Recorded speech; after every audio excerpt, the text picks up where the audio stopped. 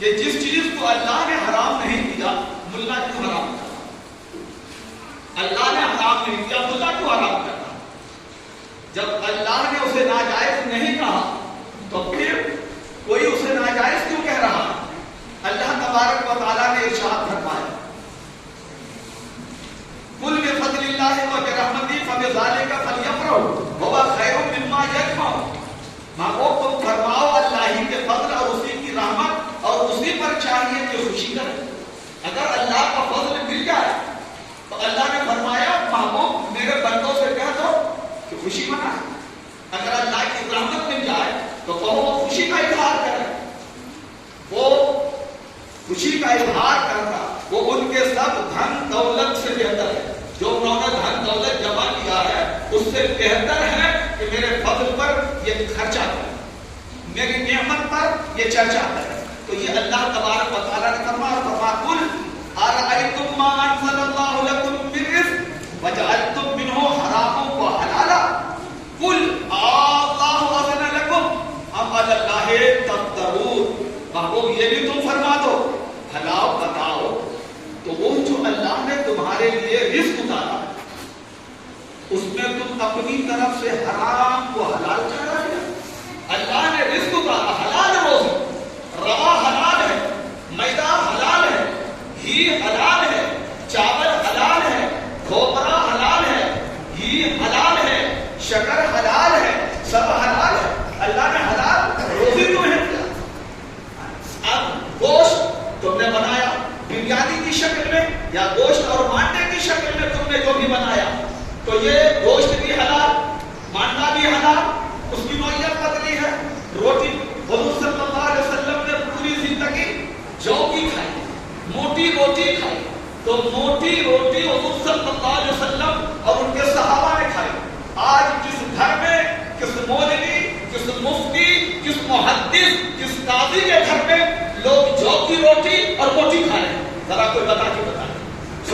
سنت اب سوچئے، موٹی روٹی آج بیماریاں ہیں باریک روٹی کی وجہ سے، میدے کی روٹی بن رہی ہے اور آٹا آیا تو چلنی سے چالا گیا، پھر اسے پکایا گیا۔ آج گیسٹرک کی شکایت، آج پیٹ کی خرابی جو ہو رہی ہے انہی وجہ سے۔ لیکن رسول اللہ صلی اللہ علیہ وسلم نے جو غذا کھائی مٹی کے برتن میں، آج کون مولانا کھا رہا ہے، کون مفتی کھا رہا ہے؟ میں پوچھنا چاہتا ہوں، رسول اللہ صلی اللہ علیہ وسلم نے پوری زندگی پائجامہ نہیں پہنا، بتاؤ، ہر جگہ سفر، حضر، شہر، مکہ، مدینہ، میدان بدر، میدان احد، کہیں بھی آنا رہے طائف کے میدان میں گئے لنگی پہن کر گئے، لنگی پہن کر گئے۔ پائجامہ کا پہننا حضور سے ثابت نہیں، پھر تم کیوں پہن رہے ہو؟ لنگی پہنو تو اسے نیچی نظر سے دیکھو، یہ تقیانوس سے ہے۔ میں پوچھنا چاہتا ہوں، رب نے کیا فرمایا؟ جس کو میں نے تمہارے لیے حلال کیا، تم نے اسے حرام اور حلال اپنی طرف سے کھا لیا۔ قل اللہ، تم فرماؤ محبوب، جو تم نے کہا 11ویں کا کھانا حرام، 12ویں کا کھانا حرام، غریب نواز کی چھٹی کا کھانا حرام، مکتوم اشرف جہانگیر، شاہ سمنانی کی 28ویں کی نیاز اور ان کا کھانا حرام، اعلیٰ حضرت عظیم البرکت کی 25ویں کی نیاز اور ان کا کھانا ناجائز اور حرام۔ تو ہم نے جو یہ اپنے من سے کہہ لیا شب برات کے حلوے حرام، بتاؤ، اور محرم شریف کی شربت اور خبیث حرام۔ اللہ نے کہا بتاؤ، میں نے جو تمہیں کھانے کے لیے رزق اتارا تو تم نے اپنی مرضی سے کچھ کو حرام ٹھہرا لیا اور کچھ کو حلال ٹھہرا لیا۔ تو اے محبوب فرماؤ، بولا اللہ، کیا اللہ نے اذن لکم، اے مفتیو، اے محدثو، اے نام نہاد قاضیو، اللہ نے تمہیں اجازت دی ہے؟ اللہ نے تم سے کہا کہ شب برات کے حلوے حرام، تم سے اللہ نے کہا محرم شریف کے شربت اور سبیل اور کھچڑا حرام، کہ اللہ نے کہا 11ویں کا کھانا حرام، کہ اللہ نے کہا 10ویں کا کھانا حرام، 20ویں کا کھانا حرام، 40ویں کا کھانا حرام اور برسی کا کھانا حرام، عرس کا کھانا حرام، کہ اللہ نے کہا۔ اب وہ ان سے پوچھو، بولا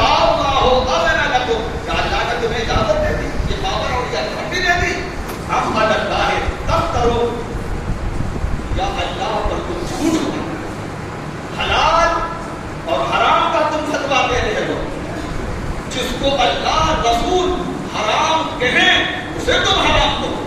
جب اللہ رسول نے 12ویں اور 11ویں کی نماز کو حرام نہیں کہا ہے تو پھر تم کیوں کہتے ہیں؟ تمہارے یہاں چراغا ہوتا روشنی، تمہارے تنظیم اور تمہاری پارٹی میں چراغا ہو، محل کو سجایا جائے. بیٹی اور بیٹا کی شادی میں تم محل کو سجاؤ، گھر کو بناؤ، سنگارو، اور تم یہ کہو کہ نہیں میلاد النبی پہ جھنڈے لگانا، جلوس نکالنا، یہ سب ناجائز ہے. میں تم سے پوچھنا چاہتا ہوں کہ مسلمانوں یاد رکھو، اس وقت جب تم اپنے گھر کو لاکھوں روپے میں سجاتے ہو، لاکھوں کی مہمانیاں دیتے ہو، تب اس وقت کوئی بیوہ عورت کیوں نہیں آتا؟ کوئی غریب کیوں نہیں یاد آتا؟ کہیں غریب کی بچی کیوں نہیں یاد آتی؟ سوچو. اب ولیمہ سنت ہے، عقیقہ سنت ہے، لیکن بیٹی کا کھانا جو باراتی آتے ہیں یہ سنت نہیں. میں ناجائز نہیں کہتا ہوں، غور سے سنیے. بیٹی کے یہاں 100 200 باراتی آتے ہیں اور اس کے بعد پھر آپ دیکھتے ہیں کہ سارے رشتہ داروں کو بیٹی والا کھانا دیتا.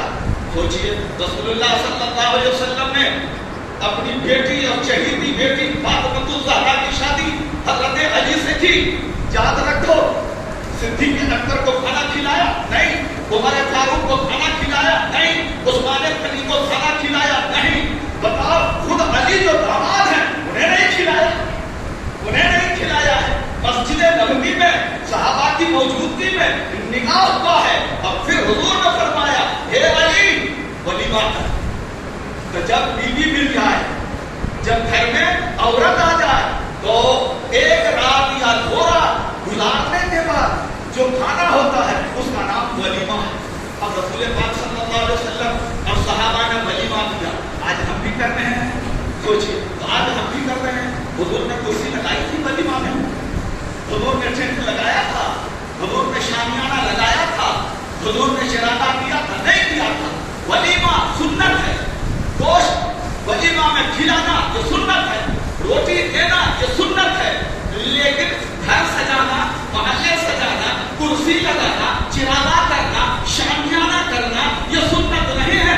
آج کی ایجاد ہے، آج کی یہ پیداوار ہے، آج کے حالات کے تحت یہ کام ہو رہا ہے. عقیقے میں بھی یہی ہو رہا ہے. حضور نے عقیقہ اپنے نواسے کا کیا، نہ کرسی لگائی، نہ شامیانہ لگا، نہ ٹیک. رسول اللہ نے خود اپنی میلاد پڑھی ہے، رسول اللہ نے خود اپنے میلاد کا پر روزہ رکھا ہے، اور پورے مہینہ پورے سال آپ ہر پیر کو روزہ رکھتے تھے. اے مسلمانوں، یہی اصل ہے نبی کی میلاد کی. یاد رکھو، یہ 11ویں شریف ہے، 11ویں شریف کا مقدس اور متبرک مہینہ ہے. میں یہ عرض کر دینا چاہتا ہوں کہ حضرت عبداللہ سومعی کے بعد سے ایک سیب دریائے تجرا میں گرا، اور حضرت ابو صالح موسیٰ جنگی دوست روزے کی حالت میں، شام کا وقت ہے، افطاری کی گھڑی ہے. حضرت ابو صالح موسیٰ جنگی دوست جو غوث اعظم تھے، والد، انہوں نے افطاری کا کوئی انتظام نہیں، اور آپ روزے سے ہیں، دیکھا سیب دریا میں بہہ رہا ہے، آپ نے ہاتھ بڑھایا اور لے کر آپ نے افطاری کر لی. یا آپ بھوک سے تھے، آپ نے اپنے بھوک کی پیاس کو مٹانے کے لیے وہ سیب تناول فرما لیا. پھر خیال آیا میں نے سیب تو کھا لیا ہے، بغیر مالک کے اجازت کے، جبکہ وہ سیب گندگی میں بہ رہا تھا. شریعت کہتی ہے جان بچانے کے لیے وقت آئے تو حرام بھی کھا سکتے ہو، تو حلال غذا ہے. آپ نے کھا لیا، لیکن خیال آیا، آپ گئے حضرت عبداللہ سومعی جو ان کے سسر ہونے والے، ان سے عرض کیا یہ سیب آپ کا کہاں ہے؟ کہا کیسے آنا؟ کہا میں نے کھا لیا. آپ سمجھ گئے یہ جوان کڑگن جوان، اب دیکھو تقویٰ پرہیزگاری. میرے باپ کا سیب تو یوں ہی ٹوٹ کر دریا میں گرا کرتا، ہزاروں آدمی کھایا کرتے ہیں، لیکن یہ نوجوان کھا لیا بھوک مٹانے کے لیے افطاری کی طرف سے. اس کا تقویٰ دیکھو، خدا سے کیسا کر رہا ہے، اور یہ آیا ہے معافی لینے کے لیے. تو آپ نے کہا ہدایت کا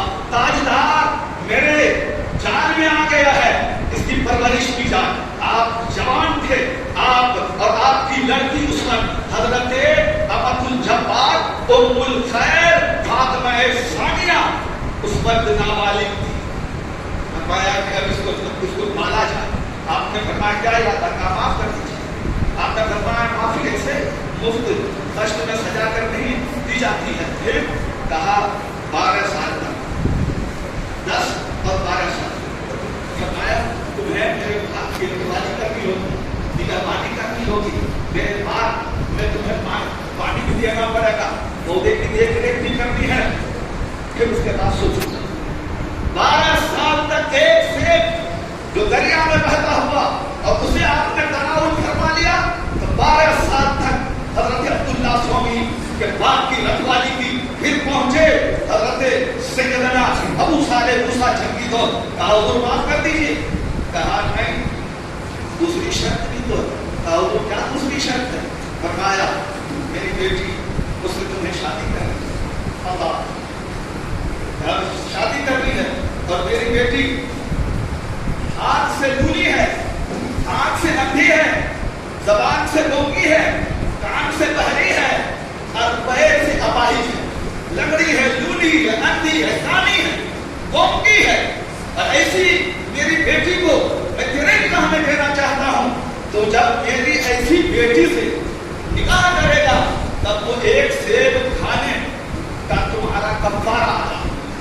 آج کا نوجوان ہوتا کہا بابا 12 سال تک رکھوالی کر لی, اب مجھے جانے دو, ہاں جو ہوگا سب نپٹ لیں گے, اللہ معاف کر دے گا.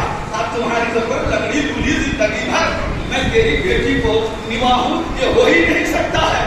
میں جوان خلیت اللہ اکبر. آپ کو خدا کا خوف, خدا کی خشیت, خدا کا ڈر, آپ کانپ گئے, لرز گئے, سر جھکا کر کہا مجھے یہ بھی شرط منظور ہے. چنانچہ غوث اعظم کے والد نے یہ شرط مان لی.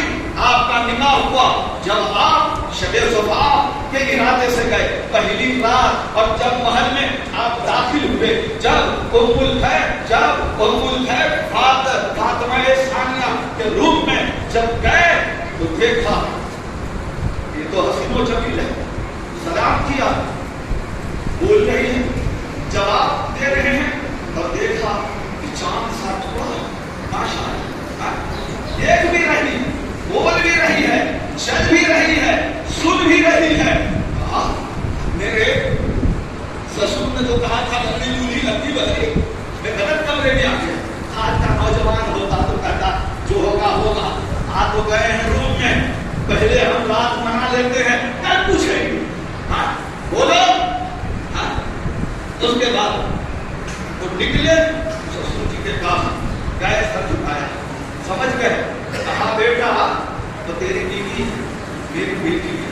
میں نے جو کہا تھا آنکھ سے اندھی, مطلب یہ ہے کہ اس نے اب تک کسی پرائے مرد کو نہیں دیکھا, شریعت کے خلاف کوئی چیز نہیں دیکھی ہے, اور یہ بہری ہے, یعنی اس نے گانے نہیں سنے ہیں, بجانے نہیں سنے ہیں, اور غیبت نہیں سنی, چغلی نہیں سنی, بلکہ اس نے جو بھی سنا ہے تو اللہ کا ذکر سنا ہے, اور اللہ کی تصویر سنی ہے, قرآن سنی ہے. تو اس لیے میں نے اسے بہری کہا تھا.